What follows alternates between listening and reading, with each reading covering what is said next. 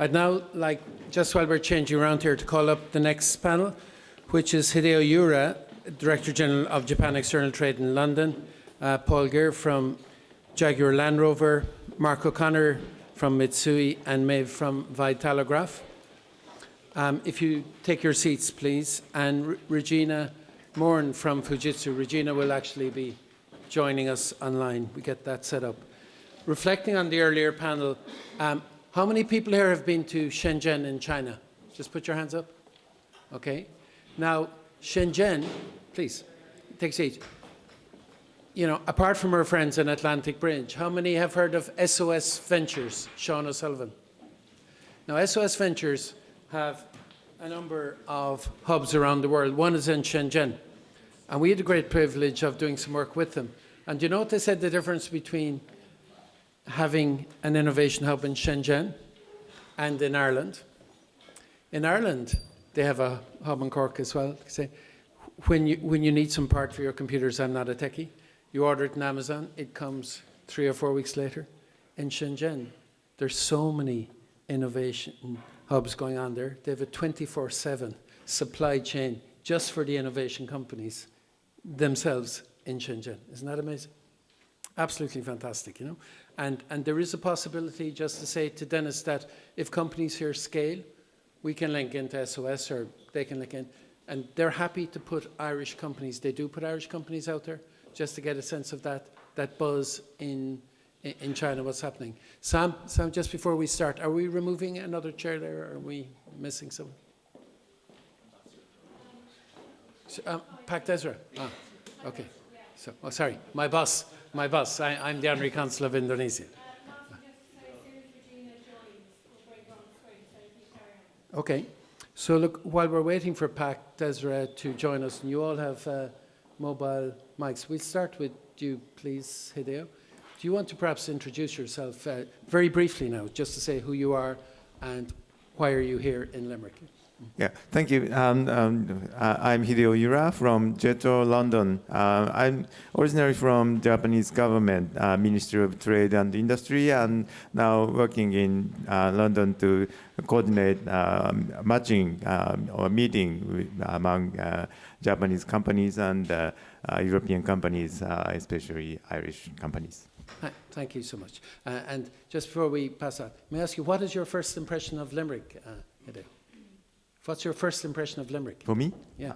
The name of the company, Innovative Limerick, is the symbol of the innovative city.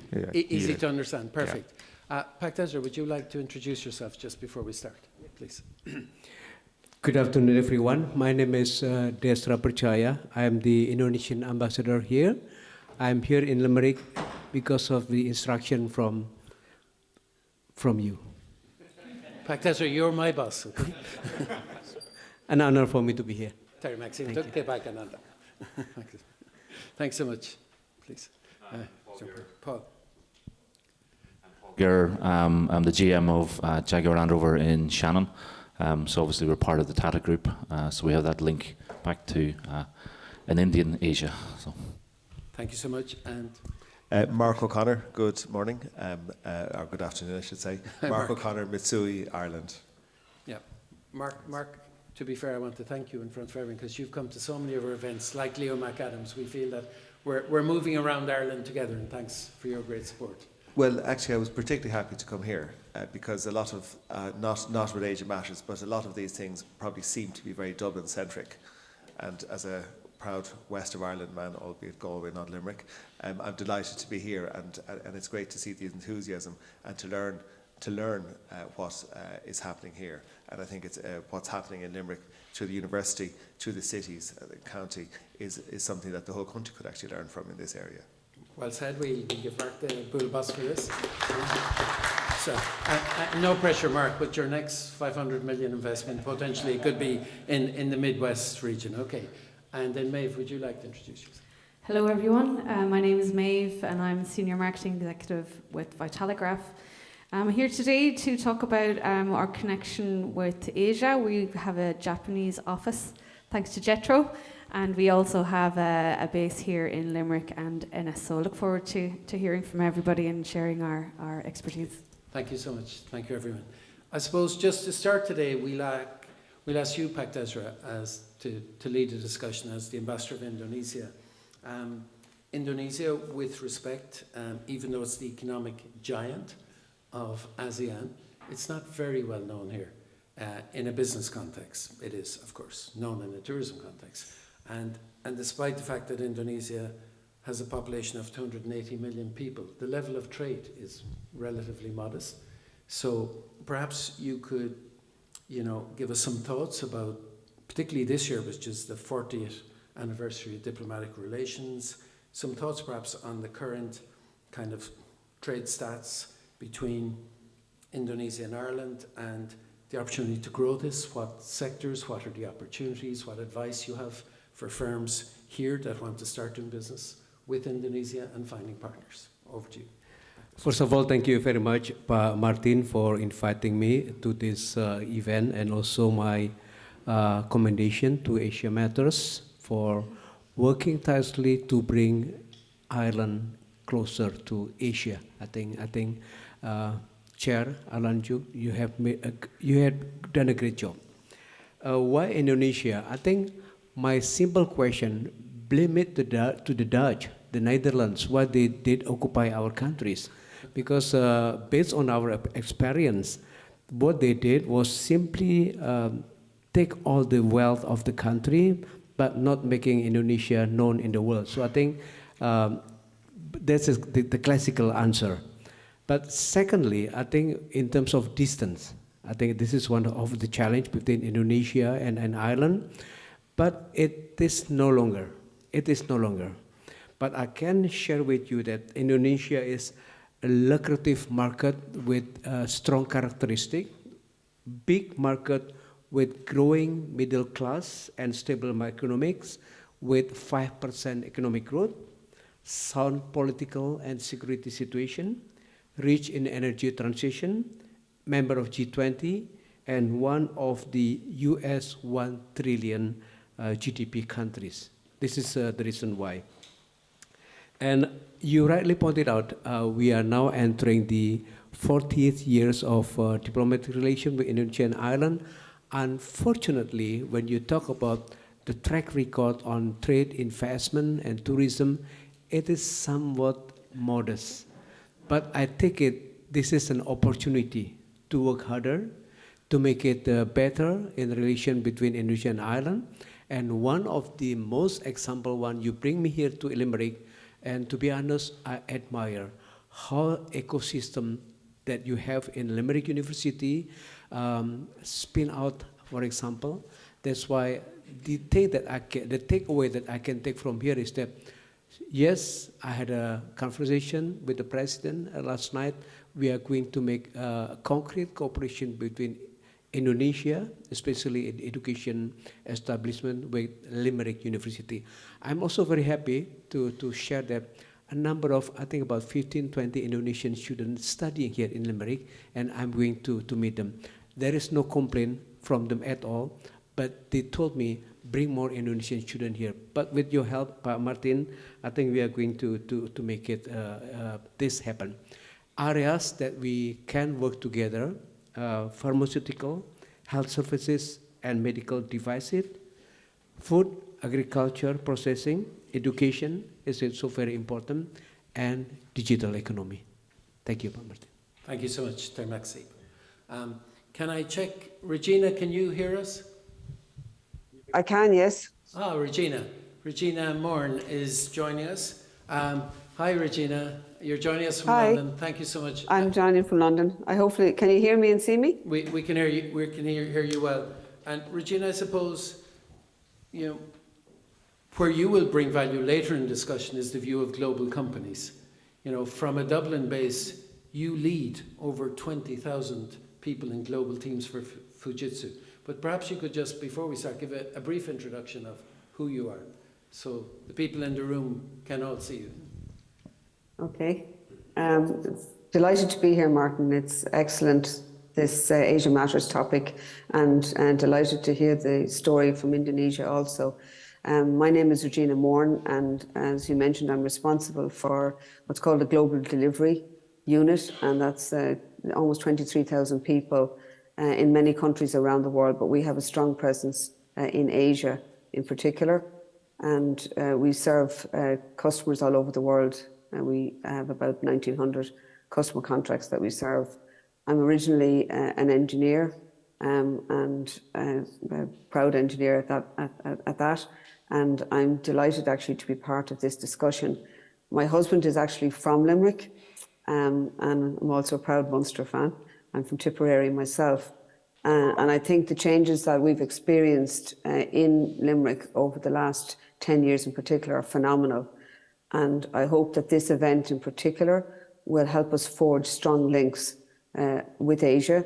I think it's important that we have links all over the world as a small open economy, and Limerick is a very vibrant city with an awful lot to offer, I think, Asian customers and also for companies in Limerick to export. So I'm here because I'm passionate about connections with Asia, but also having worked in a global company, I see the benefit of having a global perspective, Martin. So thank you. So helpful. Thank you so much, Regina. And clearly, your husband married up, Regina. That's obvious, you know. With all respect to our Limerick colleagues, I should mention as well, Regina's on the board of Asia Matters, so I'm surrounded by all my bosses at the moment. Thanks, Regina. In our discussion, I think it's important. We're going to start looking at the theme, obviously, which is going global and succeeding in Asian markets.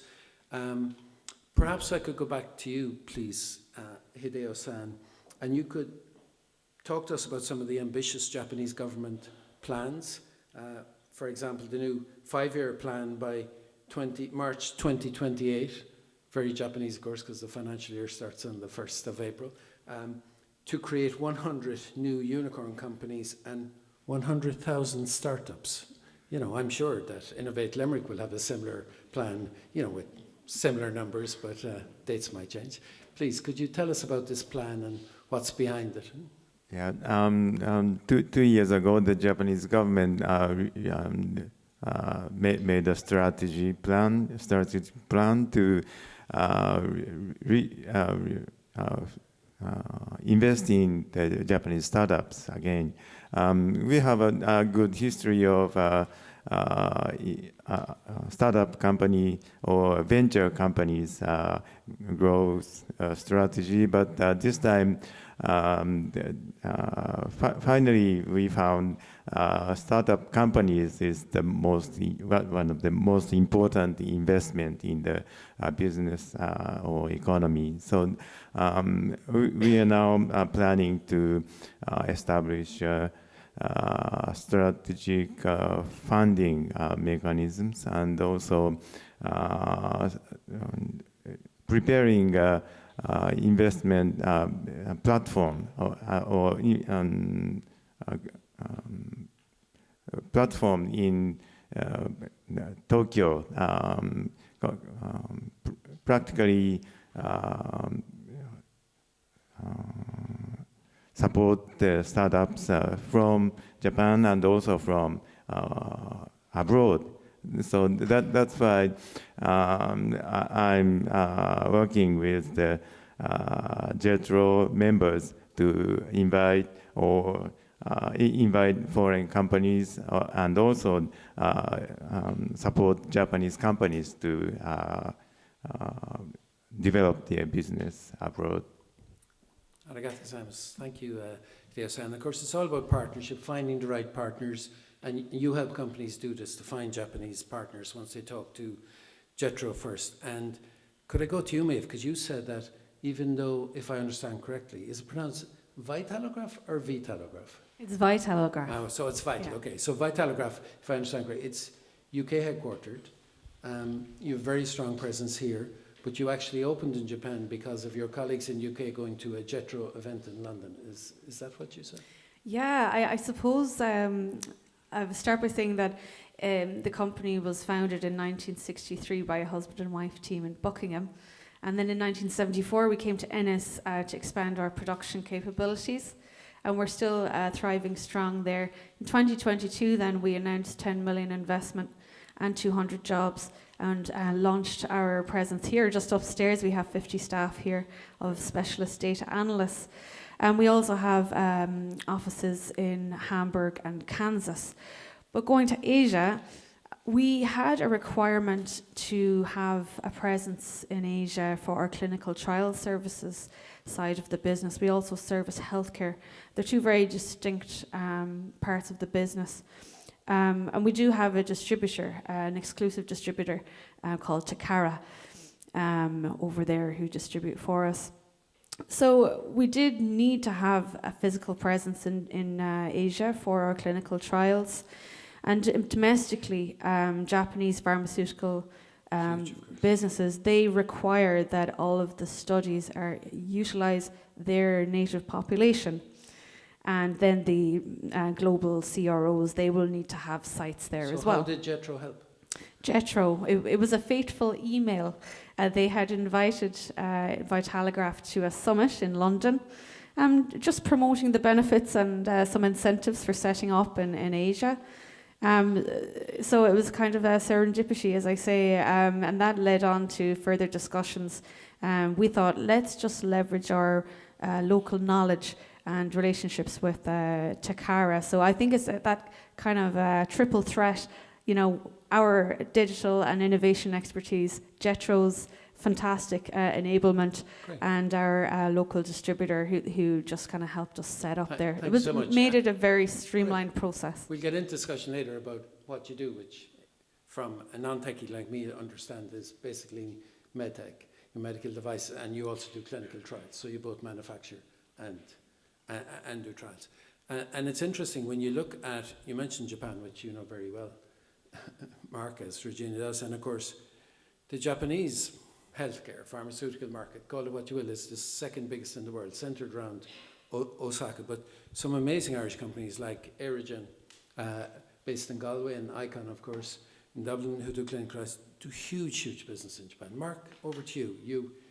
You know, can you explain your role and what you see as the connections between Ireland and Asia, and the work you do and the investment you do and the potential for the Limerick and the Midwest region? Sure. So our business model, we're a trading company, and trading companies buy and sell stuff. And we export Irish milk and cheese. Indonesia is one of our main markets. We sell more to Indonesia than we do to any other country in Asia, actually, from Ireland. But we of course also sell to Japan. But we that would be a traditional business of trading companies. Maybe more relevantly is we invest in companies and we partner with companies. So we're not a fund type investor, we're a partner. So we'll invest to sit at the table, and we will look to develop the business and ultimately, of course, make ourselves more money. But it's through partnering that we invest. So examples here in the last few years, we've invested over €1 billion in Ireland in the last few years. Some of it is in very traditional asset type of things like aircraft leasing or aircraft engine leasing that personally I don't find that exciting. More interesting is things like, as I say, we invested in 2 Irish companies last year. One was €500 million and one was $500,000. So in both of those companies, we're very much involved in the day-to-day management. And the way we work is that we, as I say, we sit at the table and try and say, right, how can we grow the business together? So we're not passive or hands off. We're sitting at the table trying to work together. So slightly maybe a different model to what a lot of investors would do. But here, you know, there's many, as we've heard yesterday and today, there's many supports, many willing partners. And you know, if you're a Vitalagraph where you've got a product or a service that needs market access, then there's many different routes through Jetro, through own endeavours, Enterprise Ireland, or trading companies such as Mitsui. But then there's the investment side of it, which is maybe more of a newer thing, and that's how we like to help develop with partners. And let's be honest, I think Mitsui can move any product from anywhere in the world to anywhere else in the world. Of course, you charge accordingly, but it's one avenue, as you said, and your investment seems to range from, depending on the integrity of the company, from renewable energy to agri-tech. Yeah, we do. So we operate through different business units, and each have their own investment intentions. But we have certain core areas. Renewables are, of course, a core area for most companies and other things. But foods, some medtech, pharmaceuticals, and agri-science and the food science areas are all areas. And the two investments that we made last year, one was in renewables and one was in seaweed to develop biostimulants from seaweed. So quite a scale or quite a range there. Fascinating. Thanks, Mark. And we'll come back to some of this later. Paul, we had an interesting conversation earlier, and you explained, could you just summarise, for those who don't know it quite briefly, the history of JLR and the connection with Tata Acquisition and what you're doing now with TCS? And you mentioned just very briefly your relationship in partnering in India and China. Yeah, so we are a Tata company, and they took over from Ford and from BMW beforehand. They very much left the business to operate on its own and stand on its own 2 feet, and we're into our third kind of CEO from that transition, and we've very much kind of scaled back from going towards a large number of car sales and kind of commodity kind of things back into what we call modern luxury, and scaling back production and putting out really high-end product. And what we're using now is we're switching away obviously as well from petrol and diesel into pure EVs. The Range Rover EV coming in 25, but that is based off of common platforms and global platforms. And now what we've started to do, in fact, we've announced a couple of months ago, partnership with Tata Passenger Electric Mobility to reuse the platform that we're using for our next generation vehicles with their vehicle platforms as well. So we get that global scale to be able to apply across the Tata family.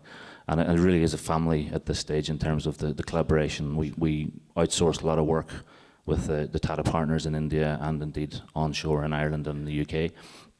And it's bringing fantastic benefits in terms of the skill sets that we can get from across the group. So it's a massive difference in terms of being, what was two British brands into that global platform and having the partnerships. It's fantastic, and we can talk about products, etc., and collaboration later. But people forget sometimes that Tata was actually set up with a huge community focus. The whole thing was based on CSR and help your community, and that's still at the heart of the work it does. Absolutely, and if you look at what they do across India in terms of giving back to the community and how much they invest and how much they feed back and the employment opportunities. JLR is pretty small in the scheme of things in terms of Tata. We're only 40,000, 44,000 people. But Tata, scales way beyond that. And the community spirit within that in India and beyond is massive, so it's fantastic. Absolutely huge. Last October, we hosted our summit with partners in Donegal.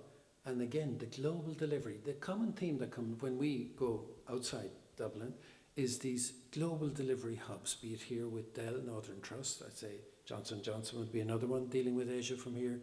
And again, so impressive what TCS are doing in Letterkenny. It's just... And that came from FinTech and eventually Tata buying into it along with the team in Dublin. So, there's, I think, 1,500, 1,100 odd people up in Donegal and collaborating very closely with us now on things like security and other areas. So. And what was interesting was, as Catherine Duffy said yesterday in Northern Trust, that what makes Ireland perfect is what they call follow the sun. So basically you get up in the morning and you deal with Asia. Then for the rest of let's call it mid-morning, very early afternoon, you deal with Europe, and then in the afternoon you deal with America. And they have teams just across the clock, essentially working full time. Could we go back to you, Desra? I just want to broaden the discussion more, and we can get into some other specifics after, because it's really about succeeding in Asian markets. And you cannot succeed in any market, obviously, unless you find the right partners. And when people contact me and say, how do I sell to Indonesia? The first thing I always say is, well, the first thing you do is invest in Indonesia, invest your time, effort, find people. Could I ask you back, Desra, because you actually do represent officially Indonesia, what advice do you have for people wanting to enter the Indonesian markets to find partners? How do they do this? Who can help? What's important? Thank you, Pak Martin. I forgot to mention that if you compare between Ireland and Indonesia, Indonesia is not well known here yet. But Ireland and Indonesia is very famous. Your soft power, the course, U2, Bono, right? When you go to Indonesia, where are you from, Ireland? Do you know the course? Very famous. Even, I think end of last year they performed, and then the full house, sold out tickets. So I think you are lucky because you have the soft power in that regard. But when it comes to the investing in Indonesia, at least three things that I would like to suggest. First, understanding the market and future trends in Indonesia.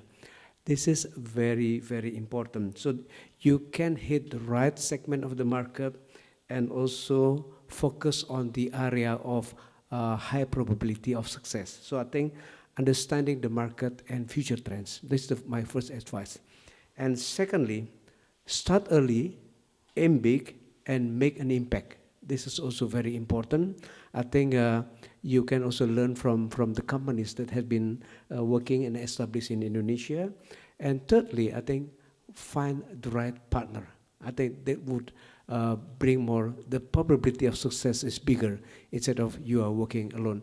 I'm not a Liverpool supporter, but you will never walk alone. I think bring partner, local partner will bring you a bigger success. So I think this is my three advice.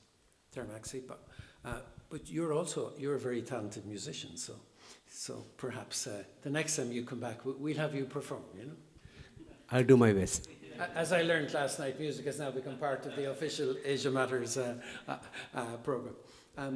Regina, could I go back to you? You're graciously joining us, and I know you're amidst a huge schedule with senior colleagues from Japan in London. Regina, you basically have a unique insight into the view of global companies. And we're doing, the summit is here in the Limerick Midwest region. I mean, what are your views kind of from the global company perspective? I mean, how do you look from outside at Limerick Midwest region in terms of being relevant to global Asian companies like Fujitsu? What makes it relevant? What can Limerick do to improve, as we talked about, to change, to get better? Well, I think having the summit in Limerick is an important catalyst, I think, for change. I think we, as a nation, have typically looked west because we have very, very strong connections, personal, family, historical, with America. And America is very good to us. And I know it's very strong links because of Shannon and the whole Shannon development in the past with the Limerick area in particular. But it's a big world out there, and there's, huge populations outside of America also. So I think with any business, including our own business, it's important to have a diversified portfolio, to have a broad customer base. So that means for us in Ireland that we look east as well as west. And I guess Asia matters, it says it in the name, because of the huge populations in Asia, because of the technology that exists in Asia. And I think the huge innovation that happens in Ireland is very relevant, I think, to Asia. So I think for Limerick and the Midwest, to strengthen those connections, to diversify. I mean, America will always be incredibly important market, but there's a huge amount happening in the East that is relevant to us as a small open economy. And we need to not kind of have all our eggs in one basket, as it were, Martin, but to have a diversified base where we can export to and also attract foreign direct investment into Ireland from. And Indonesia, as we just heard, is huge untapped potential for trade in both directions. And what I've been delighted to see with JETRO, with Asia Matters, and with other organisations is the big increase in trade with Japan that's happening, both again export-wise, and there's huge untapped potential for Limerick and the Midwest, I believe, in these areas. Thanks, Regina. That's so insightful. And when we were discussing this in advance, you said, and I thought it was very relevant, you said that global companies are global, and to deal with global companies, they expect you to have some kind of global network presence, which Ireland Inc. or Team Ireland does quite well. And of course, I suppose in terms of this discussion, we're a small country, so any firm, any company here that produces, and everything we do is niche. It's niche product, it's niche service or niche managed solutions. That's who we are, and we need those partnerships to scale. Pat McGrath, the former CEO, he said it publicly, so I will repeat his story. You know PM Group in Cork? Pat tells a great story that when the American pharmaceutical companies were opening in Cork, PM Group as an engineering firm was competing. It was competing strongly, mainly with UK, German and American competitors. But they got the business because they were local and they had really, like many of the companies we talk about, really talented workers, and they were local. And I repeat local thing because they understood local government, the support of national, etc. But as the business developed, I think it was Pfizer's, and I could be wrong on that, he said that one of their key clients had the big boss over from America, and they were out having dinner by the sea, relaxing, and he said the big boss from America said to him, he said, you know, with respect, Pac Buddy, you're a great company, but we need you to open an office in Singapore. Could you do it next month? Because if you don't open an office in Singapore, you're going to lose the business in Cork. Because they didn't want to deal with somebody just in Ireland. They wanted someone who could do the same work in Asia and everywhere else they go. And he said he went back to his board and he said the most challenging board meeting he ever had was and he said he opened it by saying, if we don't open an office in Singapore, we're going to lose all our core business in Cork.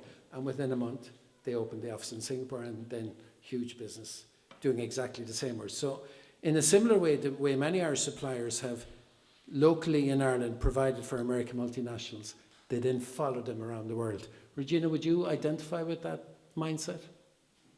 Yeah, I mean, it's a great story, actually, Martin, and I can just imagine the conversation. But it is amazing, actually, to think that a company like PM Group, you know, because in a way they were asked to, and they did, open an office in Singapore, opened up a whole pile of other opportunities outside of that particular opportunity. And I think that is the thing, when you expand your horizons and think more broadly, it is amazing other opportunities connect to that. And it opens up a whole world of opportunity for small Irish companies that want to expand globally. And I think that is the message for us. And then when you've got those presence, wherever in Asia you decide to land, other connections take place. And there is a huge diaspora of Irish people all over the world. And I find that whenever I travel, I always find connections. I always find other opportunities, ones outside of the ones that you're there for, if you like. So those chains of connections, you know, happen if you're there. If you're not there, you'll miss the opportunities. I think very well said, and I think it's fair to say, I know it's our own event, but there seems to be a lot of that during the last 2 days, that a lot of people are making connections that they hadn't imagined, and you can see, would that be fair, Pat? Yeah. And then if we continue that on, I want to go back to you, Paul, because you mentioned that what's very interesting for you now is not just a connection with India, we talked about that, but can you explain what you're doing with China and the collaboration going on there? So if you see the electric vehicles coming out of China, I mean, China is a very fast-paced market in terms of technological development. So we have a big engineering team out there. In fact, two of my colleagues are out there this week talking about strategy and what we're doing in terms of how we base the global offices and how we put our kind of skill set in the right areas. But we've got to react very quickly to those technological advancements and the asks. And traditionally, automotive has been very slow on this. 5 or 6 years ago, a design cycle for a car was 5 to 7 years. You know, an iPhone is 2 to 3 years, and we've got to keep up with that pace of advancement. So China's a huge market now in terms of bringing in what those future trends are. They're setting the scene. They're bringing out cars faster than anybody can react. They're good vehicles, and we're in the modern luxury space, so we have our DNA, our characteristics in terms of Jaguar Land Rover, but we need to take that technology into those vehicles to keep up with that. So that's part of the reason that China is such a big focus for us in terms of that space and moving fast. So it's really a pace question in terms of getting things going. And you mentioned working with Indians, that very flexible partners, two different types, and either easy to work with, you were saying? Yeah, I mean, our Indian partners and our ODEC companies, as we call them, offshore development engineering capabilities, they have the ability to ramp up teams very quickly and whatever skill set you want. And that helps you in terms of your development cycle and getting that product out the door really quickly. We've got a strong base here now in Shannon. We've got a big engineering team in Gaydon, but we always need that flex in terms of capability, in terms of that skill set, and that's where the Indian partnerships come in really, really good within the Tata Motors collaboration, within the Tata Group collaboration even, and there's lots of other skill sets in those groups for communications or for silicon or for even just engineering capability that we wouldn't have on our own. So the scale there again is fantastic. It's very helpful because, Regina, when we were preparing, you were talking about critical mass, right? Now, at this moment, we do not have the critical mass from an outside view of Asian FDI companies here, but actually we already have 3 significant US FDI companies here doing very, very, deep levels of work from Limerick with Asia, as we mentioned earlier. How does this work, Regina, in terms of talent critical mass? How does this play into it? Yeah, the kind of global talent piece in terms of branding attractiveness of a region, of a country. Yeah, well, I think, people mentioned earlier about the University of Limerick and the reputation that UL has, which is, it's a massive reputation globally. I think there is in certain sectors, and we talked about engineering and automotive, and certainly there is a bit of a talent deficit in general around the world. So I think what works really well in my organisation is the fact that we have cultural diversity, actually. I have 14 different nationalities on my leadership team, and people from all over the world coming together can be incredibly innovative. So I think, and the other thing that I suppose that COVID taught us is that we can actually work from anywhere in the world. And that's both a threat and an opportunity for Ireland and for Limerick and other places in Ireland, because obviously location has become less important, but the value of being able to connect global teams and diverse talents, I think that enriches all of us. It enriches our capability in Ireland also. And I think that is going to be the way of the world. I think physical location has become a little less important. Now, we all need to come together face to face, like in the event that you're in, and I'm dialing in remotely. It doesn't feel the same experience as if I was there with you guys, and it's what happens in the coffee and a few pints later on, probably that's where the connections are made. But it is a fact of life that we are in a different way of operating. And I think Ireland can benefit from that, actually, because one thing that we are good at, people say maybe too good at, is communication and making connections and linking people together and being kind of the connecting point within these global teams. That's the role that I perform.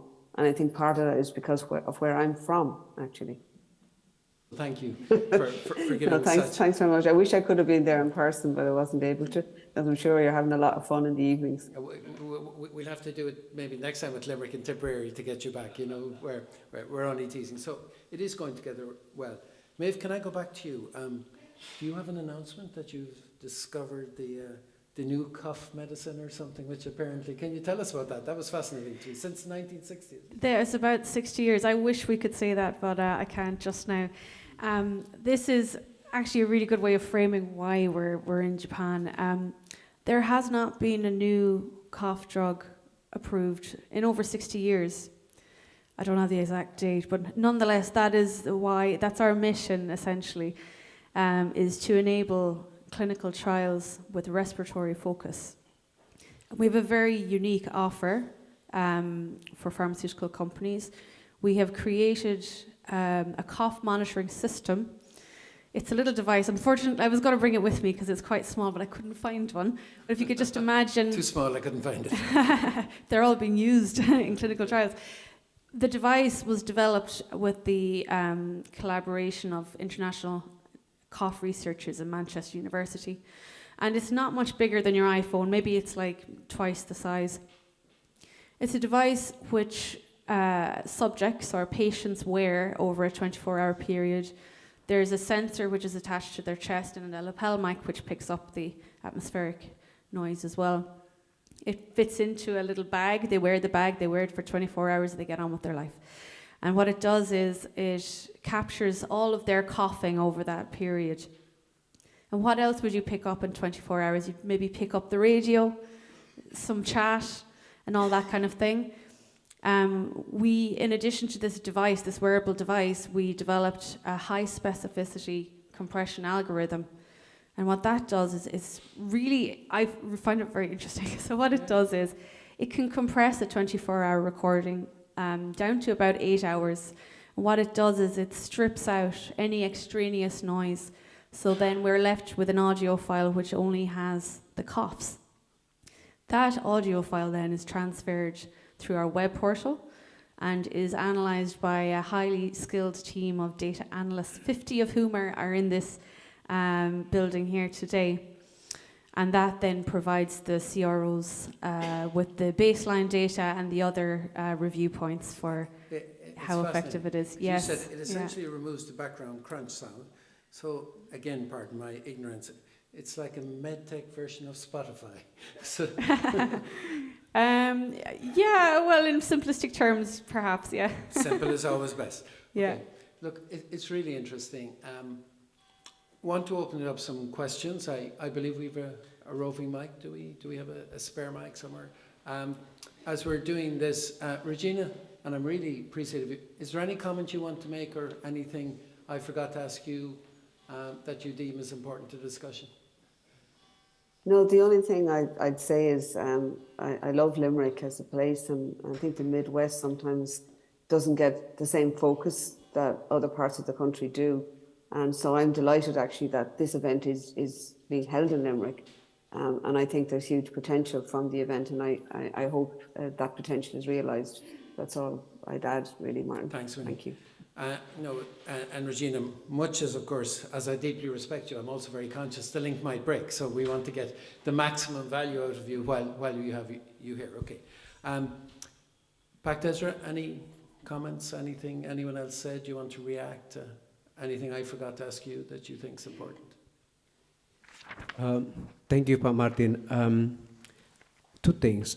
First, as I said earlier, not many in Ireland knows about Indonesia. Indonesia consists of 270 million population, a big market in East Asia, in Southeast Asia. And we do have like 17,000 islands. If my math calculation is right, you need about 46 years to visit each of the island, and you spend 1 day in that island. So I think 46 islands. And we do also have young generation, 50% productive years. It's very tempting. So I think to come visit Indonesia. If you don't see it, you won't believe it. This is my message. So seeing is believing, yeah. Absolutely. And I remember once when I was in Indonesia, I met someone whose understanding, I love this, he was quite a significant banker of mobile banking, was all the boats going to the islands, like the mobile library. They have all, thousands of little boats going to thousands of little islands. That's mobile banking, bit different. Probably the same as Bank of Ireland, I imagine. Yeah? But it's interesting. And also, just before Christmas, we had Pak Tarawa's son, the president of Bank Mandiri, which is the biggest bank in Indonesia. And just in terms of scale for anyone in fintech, regtech, etc., we hosted a breakfast for him in Dublin, and we wanted to prepare and invited a batch of people to join. And I asked him for some key statistics, as you do with the bank and scale. That wasn't what impressed me. What impressed me was that 3 years earlier, since he became CEO, he decided to really embrace the digital transformation. The future is digital. Everything is about digital. So they opened 2 super apps, and within 3 years, they've acquired 21 million digital customers, and currently they're adding 20,000 plus customers every day. But when he came to Ireland, equally in reverse, Indonesians don't know us. They're looking at considering opening a new branch. They were looking at Luxembourg, Amsterdam, perhaps given the history, and strangely Liechtenstein for some reason. I don't know where that came from. And no consideration of Ireland. Ireland's financial services sector, fintech, wasn't on the map at all. Thankfully, at that breakfast, it was a good exchange of views. So the people there both learned about these amazing giant companies, and our Indonesian colleagues learned about Ireland's opportunity to partner. Okay, let's open it up to questions. There's a mobile mic. Could I ask you just to identify your name and which organisation you represent, and then please ask a question. Hi everybody, my name is Jackie Meskel. I'm the CEO of HubNote. It's a music tech startup based here in Limerick. I have to take advantage of the calibre of panel that we have today, which is very rare, so congratulations to everyone who put this together. Sorry. This is much better. So if you didn't hear me, Jackie Meskel, founder of HubNote. It's a music tech startup, and we're really excited about our potential in Asia because 40% of our users are in Asia, 30% in fact in India, but Indonesia is our second largest country as well in terms of user demographics. So I guess I would just like to know from the panel, what do you think should be our next step? What's that first phone call we should make? Who is this person we should speak to, or what's that next step you think we should take to accelerate that potential for our growth? And let me say again, this is Jessie from Footnote. It is Jessie from Jackie from Jackie. HugNote. See, I got it totally wrong. No worries. So Jackie from? HugNote. It's an app, a music that? app that turns songs into virtual hugs. So it's Hug, HUGGNOTE. So Where are you Hug based, musical Jackie? note. We're based in Limerick. Oh, there you go. Yeah. And you said you're already doing some business with Asia. We're doing a lot of business in Asia, yeah, at the moment. So our user growth potential there is enormous. And your question is, what are the next steps? What should be our next step, to really accelerate that growth this year? Okay, perhaps with you, Hideo. Are you doing business with Japan? Not as much with Japan, but we'd love to. Yeah. Okay, Hideo. Jackie from Hug. From Japanese perspective, the first thing we should do is meeting with Japanese business people, Japanese company people in Europe. When you already have some connection with Japanese or Asian businessmen in Asia, it's direct, but before doing that, we should make some arrangement to talk with businessmen here, like Mark and Regina. And then it's a very good start point to arrange or understand more about the Asian business. I'd like to add one thing. Our behavior, our service here is named J-Bridge, Japanese bridge. Atlantic Bridge is discussed earlier. Then this time, J-Bridge is another proposal. Thanks so much. And I think you raised a very good point. A lot of smaller companies in Ireland go, oh, Asia's so far away and so expensive. I'd have to spend 5,000 just on an exploratory trip. You don't have to go to Asia to do business with Asia. You can start with the Asian companies here and the embassies and in the UK and across Europe. So that's a very good point. Maybe chime in on our please. experience as well. So maybe when you're further along the line, you could get in touch with Enterprise Ireland. I know that Vitalagraph, when we were going to Tokyo, we availed of the market access grant. I think it might be called something else now. But that enabled us to essentially go and do the exhibitions, which is where you win the business. And then we also had a fantastic local partner. Absolutely. So you have Jetro, for example, for Japan, Jerry Maloney and the AI team here. Let's leave other markets for the moment. There'll be time over lunch for networking and you talk to people. Is there any other question? I want to go back to the panel then with one final question. Any other question? Going once, going twice, gone. Okay, back to the panel. Regina, you mentioned about working from home as both opportunity and threat. AI obviously is huge now, opportunity and threat. What's your sense of AI within the context of this discussion, scaling, innovating, going global, doing business with Asia, providing solutions, services? How does AI fit into all of this, Regina? Well, I think we can't ignore it, Martin, because AI is rapidly becoming a disruptor of all business models, not just whether we're doing business with Asia, America, wherever. And I think if I look at the services that we deliver currently, which are quite people intensive sometimes, I think the people's ability to deliver services and fix problems is going to be enhanced by AI. So I heard somebody say recently, it's not so much that people will be replaced by AI, but people will be replaced by other people that have AI enablement and understand the power of AI and how AI can transform the services and business models that we experience today.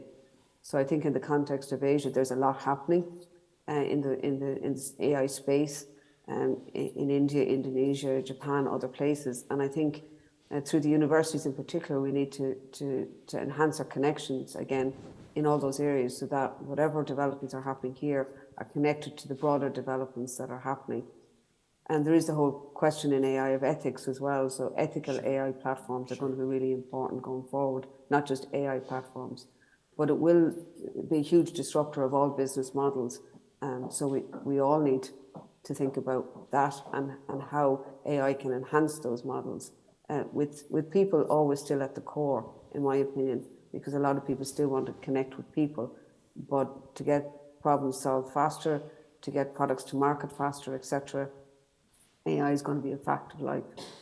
I think it's very well put. When we were with Nigel and colleagues just in University of Limerick, we saw with the immersive software students, I mean, very impressive students, and they essentially have already transformed from digital natives to digital creatives. They're designing solutions to real world problems, and they're loving that, having an influence on impacting real life challenges.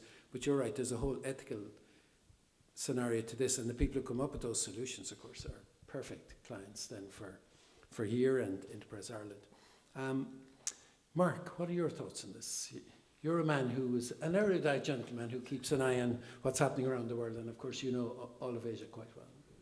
Well, I suppose knowing all of Asia, I don't. Well, many Asians. And you know the key Asian markets. But that is my point, is that there are many Asias. So Asia is a huge market, but it's a bit like saying Europe is a market. Yeah. And I think many companies from both the States and indeed from Japan in the past have looked at America and said, we understand that, now we'll go to Europe. Sure, and Europe is a very complex and diverse and fascinating place, as is Asia.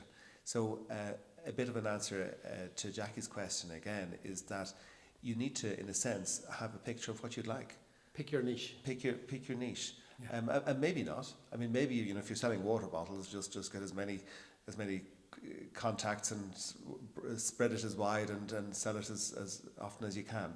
But in many other areas where you're looking at partnership or more detailed market access, I think Ambassador mentioned is get to know your market, get to study it, and decide what you'd like to do. There's no doubt, and there would have been many excuses for maybe a startup not working in the past. But looking at all the supports that there are today, everything we've gone through yesterday and today, the support through the whole different life cycle of startup into incubation, acceleration, and growth is fantastic. There's a huge opportunity throughout Asia, and there's many, but within that there are many different opportunities. So trying to pick those and narrow the focus, narrow the objective, and that then will help. The JETRO route is a fantastic route. The Enterprise Ireland route is a fantastic route. There's people like us. There's several traders in different areas. So do a bit of homework and then talk to people. So connecting and networking really is not to be underestimated. We have seen this here yesterday, today. I've seen it before. The reason I'm very happy to come to these things is because I see it any time Asian Matters put something together. You get the people in the room. Thank you so much. Very, very kind of you to say so. Because like you, like all of us here, we're all in the relationship business. That's what we do. Everything we do is relationship business. Okay. I'm very conscious of time, and we need to close on time. Ambassador, could I ask you to have the final comment? Well, I think this is my first visit to Limerick, and I would love to come back here again, but with concrete deliverables. Not just only coming, visiting, meeting people, but things will be done by my education attaché with Innovative Limerick, with Limerick University, as there are a lot of interest from Indonesia's education establishment as well. But this is my promise, and this is part of also my KPI. Thank you. Terry Maxey, thank you so much, Ambassador. Could I ask everyone to thank the panel? And could I ask the panel to stay where you are?